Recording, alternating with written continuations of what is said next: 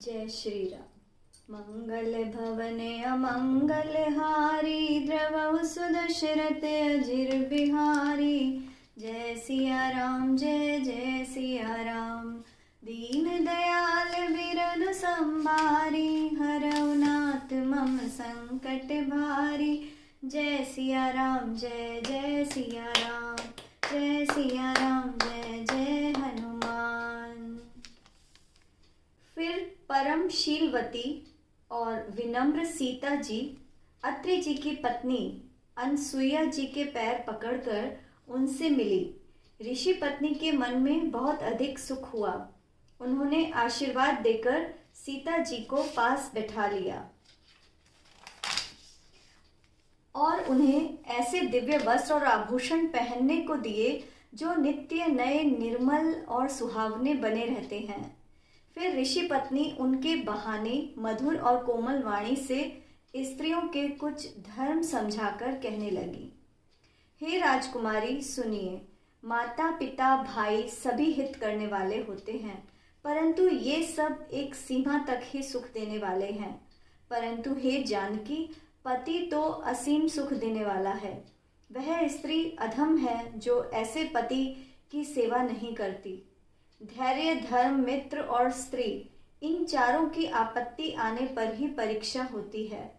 वृद्ध, रोगी, मूर्ख, निर्धन, अंधा, बहरा, क्रोधी और अत्यंत ही दीन, ऐसे भी पति का अपमान करने से स्त्री यमपुर में नाना प्रकार के दुख पाती है।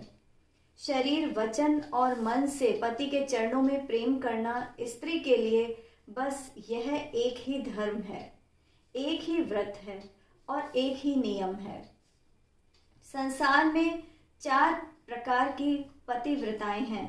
वेद, पुराण और संत सब ऐसा कहते हैं कि उत्तम श्रेणी की पतिव्रता के मन में ऐसा भाव बसा रहता है कि जगत में मेरे पति को छोड़कर अन्य पुरुष स्वप्न में भी नहीं है।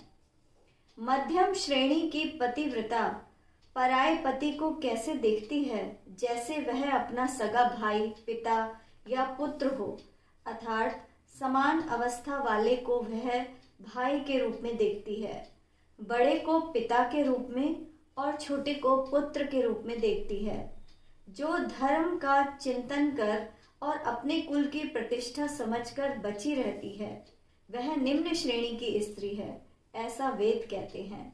और जो स्त्री अवसर न मिलने से या भयवश पतिव्रता बनी रहती है, जगत में उसे अधम स्त्री जानना चाहिए। पति को धोखा देने वाली जो स्त्री पराये पति से प्रेम करती है, वह तो 100 कल्प तक रौरव नरक में पड़ी रहती है। क्षण भर के सुख के लिए जो 100 करोड़ जन्मों के दुख को नहीं समझ पाती, उसके समान दुष्टा कौन होगी। जो स्त्री छल छोड़कर पतिव्रत धर्म को अपना लेती है, वह बिना ही परिश्रम परम गति को प्राप्त करती है।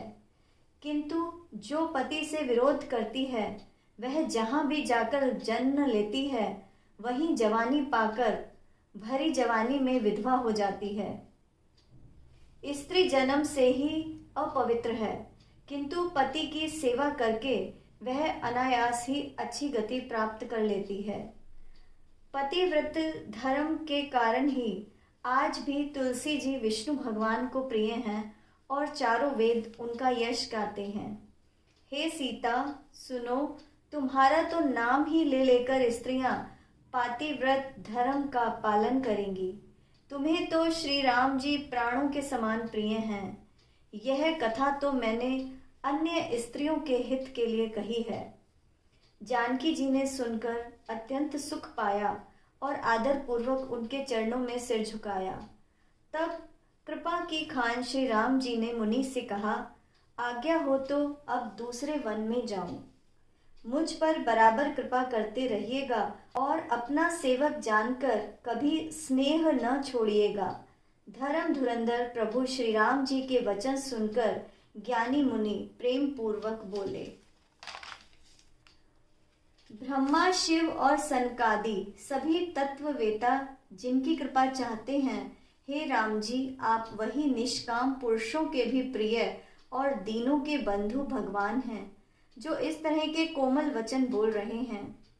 अब मैंने लक्ष्मी जी की चतुरता समझी, जिन्होंने सब देवताओं को छोड़कर आप ही को भजा। जिसके समान अत्यंत बड़ा और कोई नहीं है, उसका शील भला ऐसा क्यों ना होगा। मैं किस प्रकार कहूँ कि हे स्वामी, आप अब जाइए। हे नाथ, आप हृदय की बात जानने वाले हैं, आप ही कहिए। ऐसा कहकर धीर मुनि प्रभु को देखने लगे। मुनि के नेत्रों से जल बह रहा है और शरीर पुलकित है। मुनि अत्यंत प्रेम से परिपूर्ण हैं और उनका शरीर पुलकित है और नेत्रों को श्री राम जी के कमलवत मुख पर लगाए हुए हैं। मन में सोच रहे हैं कि मैंने ऐसे कौन से जप तप किए थे जिसके फलस्वरूप मन, ज्ञान, गुण और इंद्रियों से परे प्रभु के दर्शन पाए। जप, योग और धर्म समूह से मनुष्य अनुपम भक्ति को पाता है। श्री रघुवीर के पवित्र चरित्र को तुलसीदास रात दिन गाता है। श्री रामचंद्र जी का सुंदर यश कलयुग के पापों का नाश करने वाला, मन की चंचलता मिटाने वाला और सुख का मूल है। जो लोग इसे आदर पूर्वक सुनते हैं, उन पर श्री राम जी प्रसन्न रहते हैं। यह कठिन कलयुग पापों का खजाना है। इसमें न धर्म है, न ज्ञान है, न योग है, न जप ही है। इसमें तो जो लोग सब भरोसों को छोड़कर श्री राम जी को ही भजते हैं, वही चतुर हैं। मुनि के चरण कमलों में सिर झुकाकर देवता, मनुष्य और मुनियों के स्वामी श्री राम जी वन को आगे चले। आगे श्री राम जी हैं और उनके पीछे छोटे भाई लक्ष्मण जी हैं। दोनों ही मुनियों का सुंदर वेश बनाए हुए अत्यंत शोभायमान हैं। दोनों के बीच में जानकी जी कैसी सुशोभित हैं, जैसे ब्रह्म और जीव के बीच में माया हो।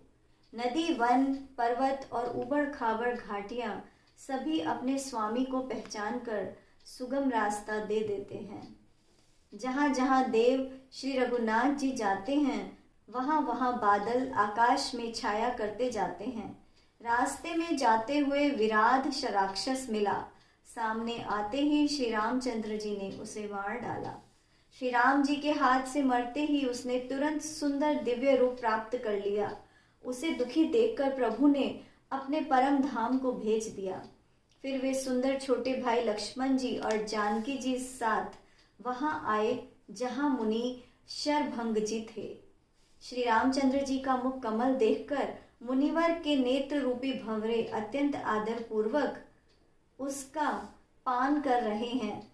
शरभंग जी का जन्म धन्य है। मंगल भवने अमंगल हारी, द्रवहु सुदशरथ अजिर बिहारी। जय सिया राम, जय जय सिया राम। दीन दयाल बिरधु संभारी, हरऊ नाथ मम संकट भारी। जय सिया राम, जय जय सिया राम। जय सिया राम, जय जय हनुमान। जय श्री राम।